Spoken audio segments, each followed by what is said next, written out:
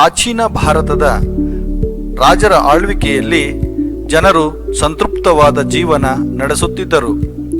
ಸುಮಾರು ಕ್ರಿಸ್ತಶಕ 1600ರಲ್ಲಿ British East India company ಭಾರತದಲ್ಲಿ ವ್ಯಾಪಾರವನ್ನು ಪ್ರಾರಂಭಿಸಿತು ಮತ್ತು ಹಂತ ಹಂತವಾಗಿ ಈ ಕಂಪನಿಯು ಭಾರತದ ರಾಜಕೀಯದಲ್ಲಿ ಹಸ್ತಕ್ಷೇಪ ಮಾಡಿತು. ಭಾರತವನ್ನಾಳಿದ ಪ್ರಖ್ಯಾತ ಅರಸರಲ್ಲಿ ಬಂಗಾಳದ ನವಾಬ ಸಿರಾಜುದ್ದೌಲನು ಕಂಪನಿಯ ಆಡಳಿತದ ವಿರುದ್ಧ ಸಿಡಿದೆದ್ದನು.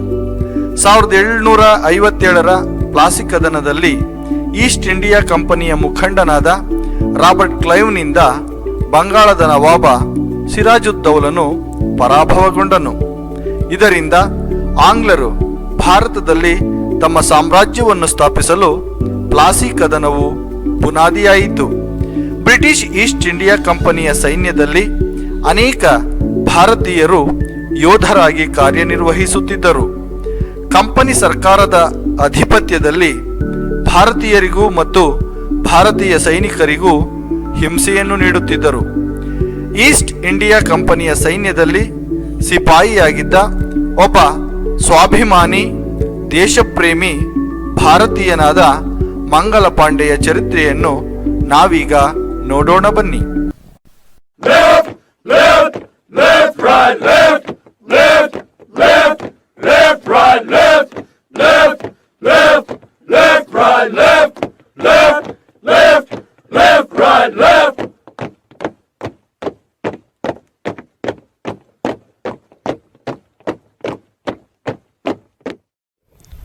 We will have a break for just 10 minutes. After that, we will gather in the same place. Mangal Pandey, ನಾವು ಬಳಸೋ ಬಂದೂಕುಗಳಿಗೆ ದನ ಮತ್ತು ಹಂದಿಯ ಕೊಬ್ಬನ್ನು ಸವರಿದ್ದಾರಂತೆ. ಛೀ ಛೀ ಛೀ ಛೀ, ದನದ ಕೊಬ್ಬೆ, ಹಂದಿಯ ಕೊಬ್ಬೆ ಕೇಳಿದರೆ ಅಸಹ್ಯವಾಗುತ್ತದೆ. ಕೋಪದಿಂದ ರಕ್ತ ಕುದಿಯುತ್ತದೆ. ನಾನು ಬ್ರಾಹ್ಮಣ ಕುಲದಲ್ಲಿ ಹುಟ್ಟಿದವನು. ದನದ ಮಾಂಸವನ್ನು ಮತ್ತು ಹಂದಿಯ ಮಾಂಸವನ್ನು ತಿನ್ನುವುದಿರಲಿ, ಮುಟ್ಟಿದರೂ ನಾನು ಜಾತಿ ಭ್ರಷ್ಟನಾಗುತ್ತೇನೆ ಗೊತ್ತೇ. ಆದರೆ ದನ ಮತ್ತು ಹಂದಿಯ ಕೊಬ್ಬನ್ನು ಸವರಿದ ಬಂದೂಕುಗಳನ್ನು ಬಾಯಿಂದ ಕೀಳಬೇಕಂತೆ. ನಂತರವೇ ಅದನ್ನು ಎನ್ಫೀಲ್ಡ್ ರೈಫಲ್ಸ್ಗೆ ತುಂಬಬೇಕಾಗುತ್ತದೆ. ಈ ರೀತಿಯೇ ಅದನ್ನು ಉಪಯೋಗಿಸಬೇಕಂತೆ. ಮಹಮ್ಮದ್ ಅಲಿ ಖಾನ್, ನಿನಗಿದು ಒಪ್ಪಿಗೆಯೇ? ನಕೋಬಾ, ನಾವು ಹಂದಿಗೆ ಮಾಂಸ ಹಂದಿಗೆ ಕೊಬ್ಬು ಮುಟ್ಟಂಗೆ ಇಲ್ಲ, ಅದು ನಮ್ಮ ಅಲ್ಲಾಗೆ ಆಗೋಲ್ಲ. ಮಾಷಲ್ಲ ಮಂಗಲ್ ಪಾಂಡೆ, ನಕೋಬಾ. ಆ ಬಿಳಿಯ ತೊಗಲಿನ ಕುನ್ನಿಗಳು ಬೇಕೆಂದೇ ದನದ ಕೊಬ್ಬನ್ನು ಹಂದಿಯ ಕೊಬ್ಬನ್ನು ಬಾಂಬುಗಳಿಗೆ ಸವರಿದ್ದಾರೆ. ನಮ್ಮನ್ನು ಜಾತಿ ಭ್ರಷ್ಟರನ್ನಾಗಿ ಮಾಡುತ್ತಿದ್ದಾರೆ. ಮೇಲಾಗಿ ಹಸು ನಮಗೆ ದೈವ ಸ್ವರೂಪ. 64,000 ದೇವತೆಗಳ ನಿವಾಸ. ಹಸು ನಮಗೆ ಪೂಜ್ಯನೀಯ. ಇಂತಹ ಬಾಂಬುಗಳನ್ನು ನಾನು ಬಾಯಿಂದ ಕೀಳುವುದಿಲ್ಲ ಎಂದು ನಾನು ನಿಮ್ಮ ಮುಂದೆ ಪ್ರಮಾಣ ಮಾಡುತ್ತೇನೆ. ನೀವು ಪ್ರಮಾಣ ಮಾಡಿ. ಹೌದು ಹೌದು, ಅಲ್ಲಾಹ್ ಕಿ ಕಸಮ್. ದೇವರಾಣೆ, ಅವುಗಳನ್ನು ನಾವು ಬಾಯಿಂದ ಕಚ್ಚುವುದಿಲ್ಲವೆಂದು ಭಾಷೆ ಕೊಡುತ್ತೇವೆ, ಪ್ರಮಾಣ ಮಾಡುತ್ತೇವೆ. ಅಗೋ, ಕಮಾಂಡರ್ ಬರುತ್ತಿದ್ದಾನೆ. ನಾವೆಲ್ಲರೂ ಆತನೊಡನೆ ಮಾತನಾಡೋಣ. From England, we have received some cartridges and some Enfield rifles for this regiment. Now we will practice how to use these. Commander, ಈ ಬಂದೂಕುಗಳಿಗೆ ದನದ ಮತ್ತು ಹಂದಿಯ ಕೊಬ್ಬನ್ನು ಸವರಿದ್ದಾರೆ. ಆದ್ದರಿಂದ ನಮ್ಮ ಧರ್ಮದಲ್ಲಿ ಇವುಗಳನ್ನು ಉಪಯೋಗಿಸುವಂತಿಲ್ಲ. ದಯವಿಟ್ಟು ನಮ್ಮನ್ನು ಕ್ಷಮಿಸಬೇಕು. Nonsense! I don't care what your religion says. I want you to use these cartridges. Am I telling to eat this? ಇಲ್ಲ, ನಾವು ಇದನ್ನು ಉಪಯೋಗಿಸುವುದಿಲ್ಲ. You are disobeying me. How dare you are?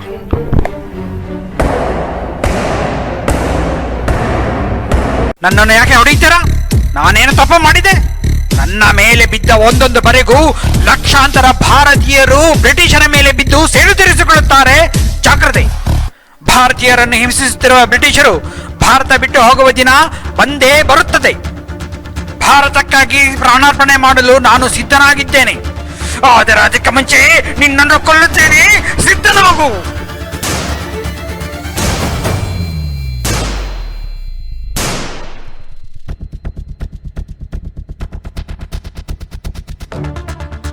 Officer, this is Mangal Pandey. Are you the one who killed the commander? Hang him. Let this be a lesson to others who disobey us.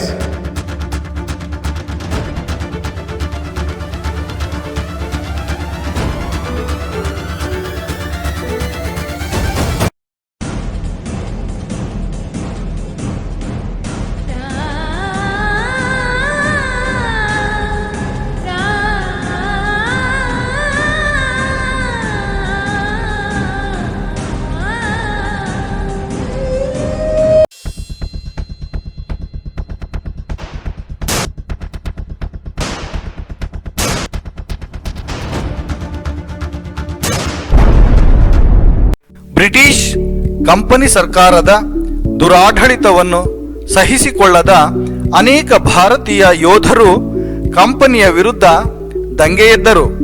ಈ ದಂಗೆಯನ್ನು 1857ರ ಭಾರತದ ಪ್ರಥಮ ಸ್ವಾತಂತ್ರ್ಯ ಸಂಗ್ರಾಮ ಅಥವಾ ಸಿಪಾಯಿ ದಂಗೆ ಎಂದು ಭಾರತೀಯ ಇತಿಹಾಸದಲ್ಲಿ ಹೇಳಲಾಗಿದೆ.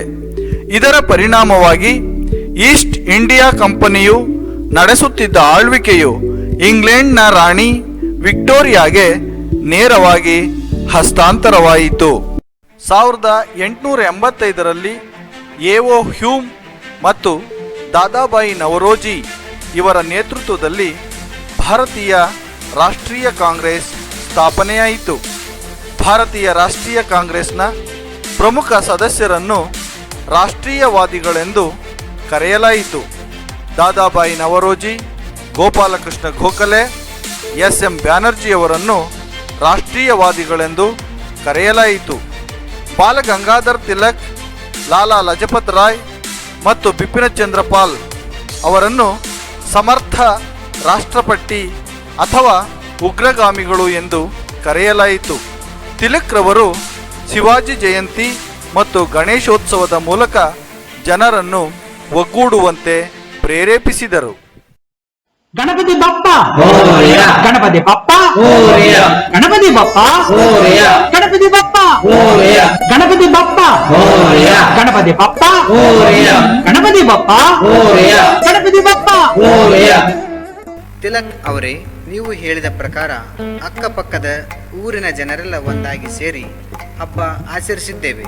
ನಮಗೆಲ್ಲ ತುಂಬಾ ಖುಷಿಯಾಗಿದೆ. ನಾವು ಇಲ್ಲಿ ಹಬ್ಬ ಮಾಡೋದಕ್ಕೆ ಸೇರಿಲ್ಲ. ಆಂಗ್ಲರು ನಮ್ಮನ್ನು ಸೇವಕರಂತೆ ನೋಡ್ತಾ ಇದ್ದಾರೆ. ಅವರ ಆಳ್ವಿಕೆಯನ್ನು ಅಂತ್ಯಗೊಳಿಸಲು ನಾವೆಲ್ಲ ಒಟ್ಟಾಗಿ ಹೋರಾಡಬೇಕು. ನಾವೆಲ್ಲ ಬ್ರಿಟಿಷ್ ಆಡಳಿತ ವಿರುದ್ಧ ಒಂದಾಗೋಣ. ನೀವೆಲ್ಲ ಧೈರ್ಯದಿಂದ ಮುನ್ನುಗ್ಗಿದರೆ ನಮಗೆ ಸ್ವಾತಂತ್ರ್ಯ ದೊರೆಯುತ್ತದೆ. ಯುವಕರೆಲ್ಲ ಲಾಠಿ ಕ್ಲಬ್ ಮತ್ತು ಅಖಾರಸ್ ಕ್ಲಬ್ ನಲ್ಲಿ ಸೇರಿ ಚಳುವಳಿಯನ್ನು ನಡೆಸಲು ಸಿದ್ಧರಾಗಿ. ನಾವೆಲ್ಲ ಸ್ವಾತಂತ್ರ್ಯಕ್ಕಾಗಿ ಹೋರಾಡೋಣ, ಸ್ವಾತಂತ್ರ್ಯವನ್ನು ಪಡೆಯೋಣ. ಪ್ರತಿಯೊಬ್ಬರೂ ಸ್ವಾವಲಂಬಿಗಳಾಗಿರಬೇಕು ಮತ್ತು ನಮ್ಮ ದೇಶಕ್ಕಾಗಿ ಪ್ರಾಣ ತ್ಯಾಗ ಮಾಡಲು ಸಿದ್ಧರಿರಬೇಕು. ಹಾಗೇ ಆಗಲಿ. ನಾವು ನಮ್ಮ ದೇಶಕ್ಕಾಗಿ ಪ್ರಾಣ ತ್ಯಾಗ ಮಾಡಲು ಸಿದ್ಧರಿದ್ದೇವೆ. ಸ್ವರಾಜ್ಯ ನಮ್ಮ ಜನ್ಮಸಿದ್ಧ ಹಕ್ಕು. ನಾನು ಅದನ್ನು ಪಡೆದೇ ತೀರುತ್ತೇನೆ.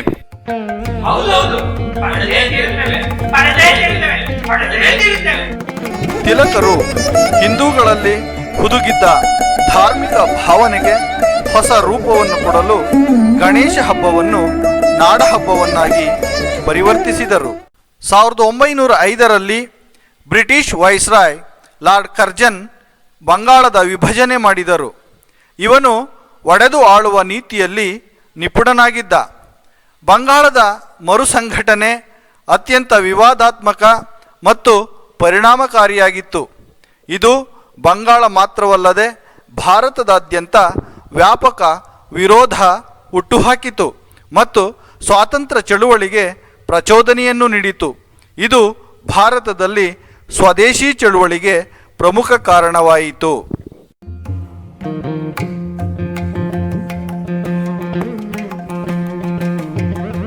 ಜನರು ಸ್ವದೇಶಿ ವಸ್ತುಗಳನ್ನು ಪ್ರೀತಿಸಬೇಕು, ಅವುಗಳನ್ನೇ ಉಪಯೋಗಿಸಬೇಕು. ವಿದೇಶಿ ವಸ್ತುಗಳನ್ನ ನಿಷೇಧಿಸಬೇಕು ಮತ್ತು ಅವುಗಳನ್ನ ಬಹಿಷ್ಕರಿಸಬೇಕು. ತಿಲಕ್ ಅವರು ಹೇಳಿದಂತೆ ಬ್ರಿಟಿಷ್ ವಸ್ತುಗಳನ್ನು ತ್ಯಜಿಸಿ ಭಾರತೀಯ ವಸ್ತುಗಳನ್ನು ಬಳಸೋಣ. ನಮ್ಮಲ್ಲಿರುವ ಹತ್ತಿಯನ್ನು ತೆಗೆದುಕೊಂಡು ಉಡುಪನ್ನು ತಯಾರಿಸಿ ಮತ್ತೆ ಹೆಚ್ಚಿನ ಬೆಲೆಗೆ ನಮಗೆ ಮಾರ್ತಾರೆ. ಅದರ ಬದಲು ನಾವೇ ತಯಾರಿಸೋಣ. ಹೌದೌದು, ನಾವೇ ತಯಾರಿಸೋಣ. ಹೌದು, ನೀವು ಹೇಳಿದಂತೆ ವಿದೇಶಿ ವಸ್ತುಗಳನ್ನು ತಂದಿದ್ದೇವೆ, ಅದನ್ನು ಸುಟ್ಟು ಹಾಕೋಣ.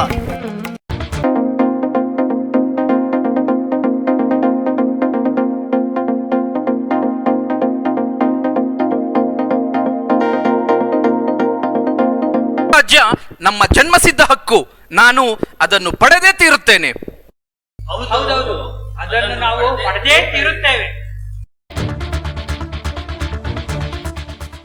ಬ್ರಿಟಿಷ್ ಉತ್ಪನ್ನಗಳನ್ನು ಬಹಿಷ್ಕರಿಸುವುದು ಮತ್ತು ಭಾರತದಲ್ಲಿ ಉತ್ಪಾದಿಸುವ ಉತ್ಪನ್ನಗಳನ್ನು ಮಾತ್ರ ಬಳಸುವುದು ಸ್ವದೇಶಿ ಚಳುವಳಿಯ ಪ್ರಾಥಮಿಕ ಉದ್ದೇಶವಾಗಿತ್ತು.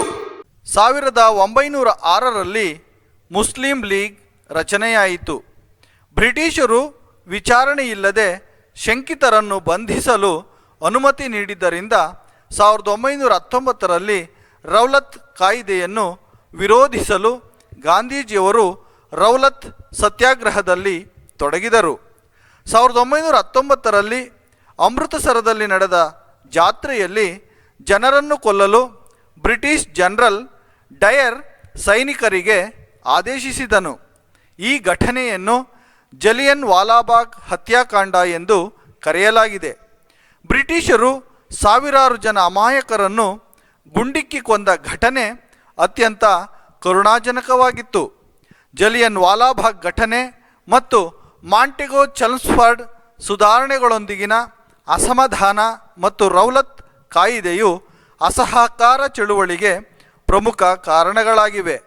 ಅಸಹಕಾರ ಆಂದೋಲನವನ್ನು 1920ರಲ್ಲಿ ಪ್ರಾರಂಭಿಸಲಾಯಿತು. ಸೈಮನ್ ಗೋ ಬ್ಯಾಕ್ ಎಂಬ ಘೋಷಣೆಯನ್ನು ಮೊದಲು ಲಾಲಾ ಲಜಪತ್ ರಾಯ್ 1928ರಲ್ಲಿ ನಡೆದ ಪ್ರತಿಭಟನೆಯಲ್ಲಿ ಹೇಳಿದರು. ಮಹಾತ್ಮ ಗಾಂಧೀಜಿಯವರು ಸ್ವಾತಂತ್ರ್ಯ ಚಳುವಳಿಗೆ ಸತ್ಯ, ಅಹಿಂಸೆ ಮತ್ತು ಸತ್ಯಾಗ್ರಹ ತತ್ವಗಳೊಂದಿಗೆ ಹೊಸ ನಿರ್ದೇಶನ ನೀಡಿದರು. ಬನ್ನಿ, ನಾವೀಗ ಮಹಾತ್ಮ ಗಾಂಧಿಯವರ ಪ್ರಭಾವಶಾಲಿ ನಾಯಕತ್ವದಲ್ಲಿ ನಡೆದ ದಂಡಿನ ಉಪ್ಪಿನ ಸತ್ಯಾಗ್ರಹವನ್ನು ನೋಡೋಣ.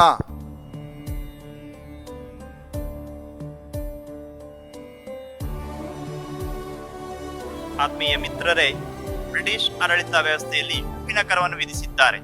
ಇದನ್ನು ವಿರೋಧಿಸಿ ಸಬರಮತಿ ಆಶ್ರಮದಿಂದ ದಂಡಿಯವರೆಗೂ ಯಶಸ್ವಿಯಾಗಿ ಯಾತ್ರೆ ಮುಗಿಸಿದ್ದೇವೆ. ಹೌದು ಮಹಾತ್ಮರೇ, ನಾವೆಲ್ಲ ಕಾಲ್ನಡಿಗೆಯಲ್ಲಿ ಯಾತ್ರೆ ಮಾಡಿ ತಲುಪಿದ್ದೇವೆ. ಸಬರಮತಿ ಆಶ್ರಮದಿಂದ ದಂಡಿಯವರೆಗೆ ಸುಮಾರು 250 ಮೈಲಿ ದೂರವಿತ್ತು. ಹೌದು, ನಾವು ಮಧ್ಯೆ ವಿಶ್ರಾಂತಿ ತೆಗೆದುಕೊಂಡು ಒಂದು ದಿನಕ್ಕೆ 12 ಮೈಲಿಯಂತೆ 3 ವಾರದಲ್ಲಿ ದಂಡಿಯನ್ನು ತಲುಪಿದ್ದೇವೆ.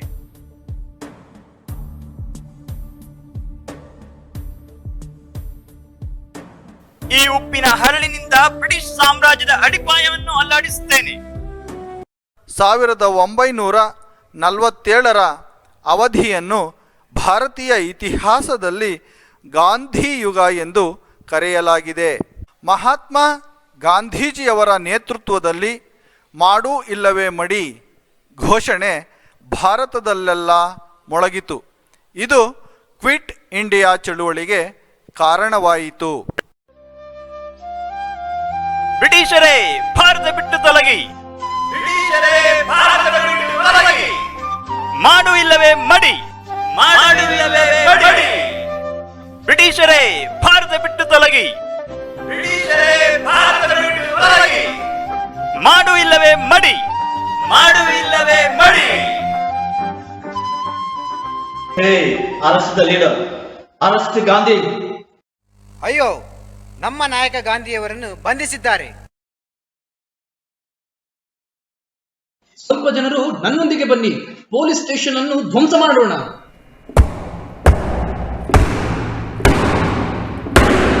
ಸ್ವಲ್ಪ ಜನ ನನ್ನ ಹಿಂದೆ ಬನ್ನಿ, ನ್ಯಾಯಾಲಯವನ್ನು ಸುಟ್ಟು ಹಾಕೋಣ.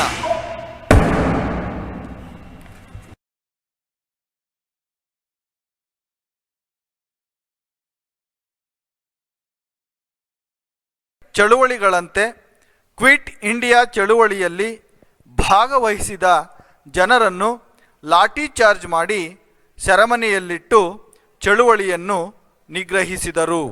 ಭಾರತದಲ್ಲಿ ಗಾಂಧಿ ತತ್ವವನ್ನು ವಿರೋಧಿಸಿದ ಸುಭಾಷ್ ಚಂದ್ರ ಬೋಸ್ ಅವರು ಮೊದಲ ಭಾರತೀಯ ರಾಷ್ಟ್ರೀಯ ಸೈನ್ಯವನ್ನು ಕಟ್ಟಿ ಬೆಳೆಸಿದರು.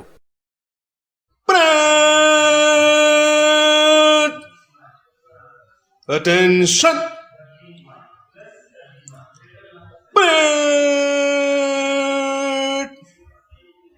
Statistics.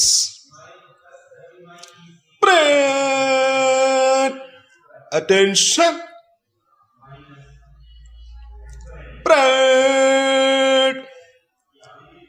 Forward march. Left, right, left. Left, right, left. Left, right, left. Left, right, left. Stop.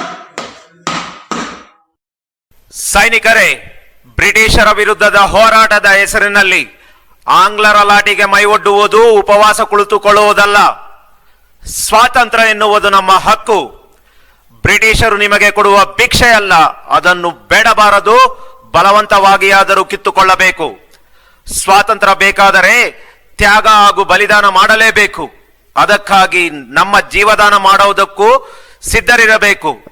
ಸೈನಿಕರೇ, ನಿಮ್ಮ ಒಂದೊಂದು ಹನಿ ರಕ್ತ ಕೊಡಿ, ನಾನು ನಿಮಗೆ ಸ್ವಾತಂತ್ರ್ಯ ಕೊಡುತ್ತೇನೆ. ಆಯಿತು, ನಮ್ಮ ಬಲಿದಾನಕ್ಕಾಗಿ ನಾವೆಲ್ಲರೂ ಸಿದ್ಧರಿದ್ದೇವೆ. ಆಯಿತು, ನಮ್ಮ ಬಲಿದಾನಕ್ಕಾಗಿ ನಾವೆಲ್ಲರೂ ಸಿದ್ಧರಿದ್ದೇವೆ. ಜೈ ಹಿಂದ್, ಜೈ ಹಿಂದ್, ಜೈ ಹಿಂದ್, ಜೈ ಹಿಂದ್, ಜೈ ಹಿಂದ್.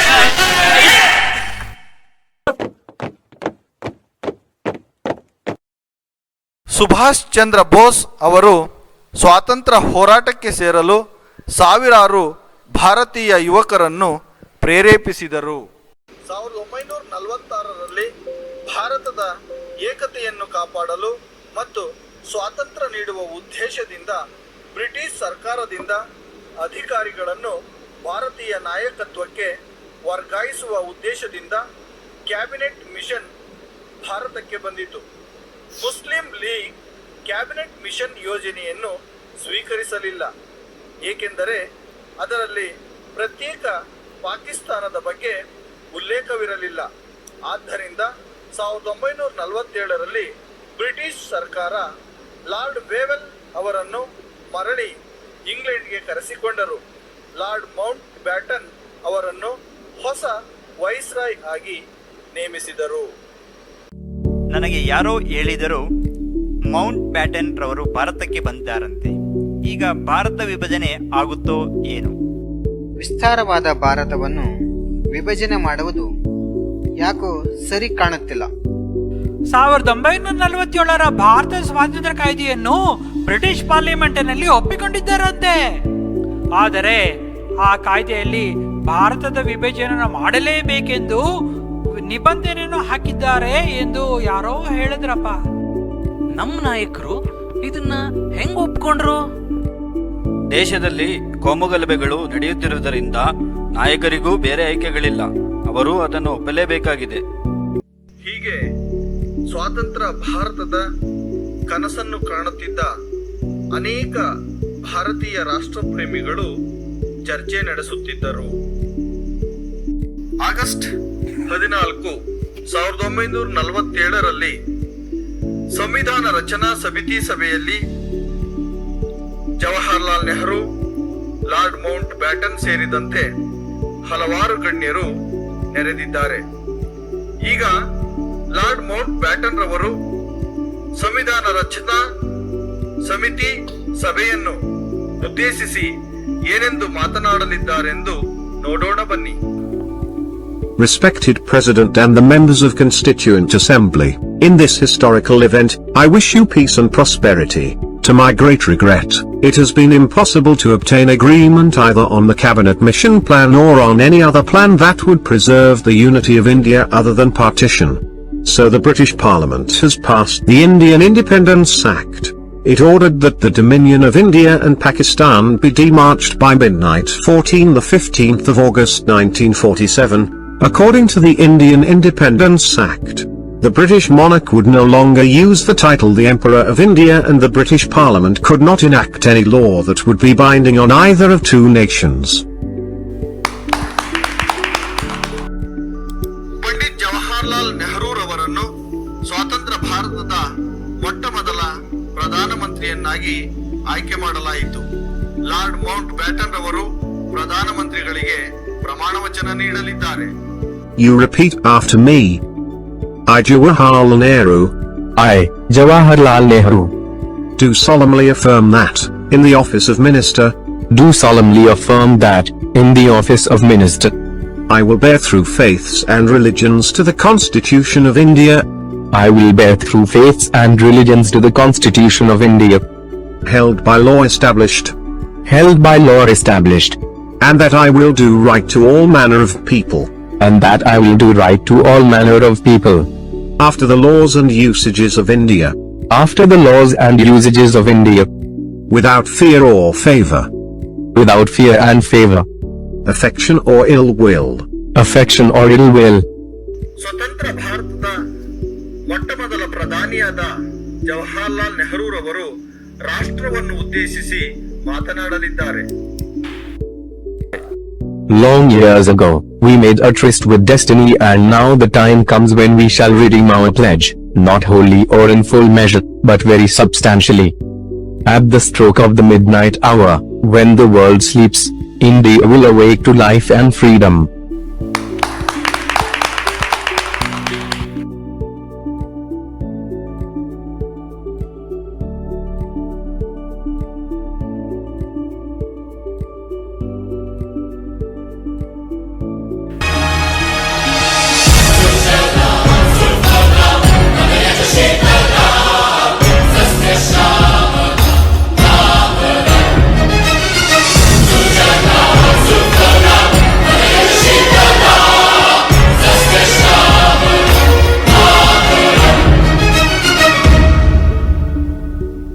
ವಂದೇ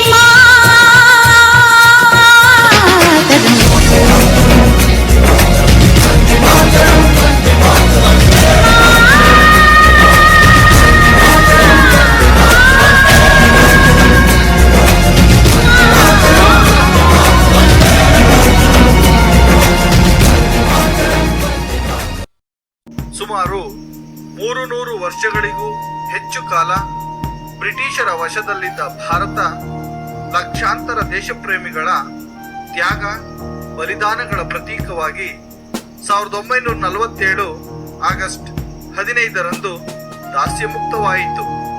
ನಾವು ಇಂದು ಸರ್ವತಂತ್ರ, ಸ್ವತಂತ್ರ, ಜಾತ್ಯತೀತ, ಪ್ರಜಾಸತ್ತಾತ್ಮಕ ಗಣರಾಜ್ಯವಾದ ಭಾರತದ 75ನೇ ಸ್ವಾತಂತ್ರ್ಯ ದಿನಾಚರಣೆಯನ್ನು ಆಚರಿಸುತ್ತಿದ್ದೇವೆ. ನಾವೆಲ್ಲರೂ ನಮ್ಮ ಮೂಲಭೂತ ಹಕ್ಕು ಮತ್ತು ಕರ್ತವ್ಯಗಳನ್ನು ಜವಾಬ್ದಾರಿಯುತವಾಗಿ ಪಾಲಿಸುವುದರ ಮೂಲಕ ದೇಶದ ಅಭಿವೃದ್ಧಿಗಾಗಿ ಕೈಜೋಡಿಸೋಣ. ಜೈ ಹಿಂದ್, ಜೈ ಭಾರತ ಮಾತೆ.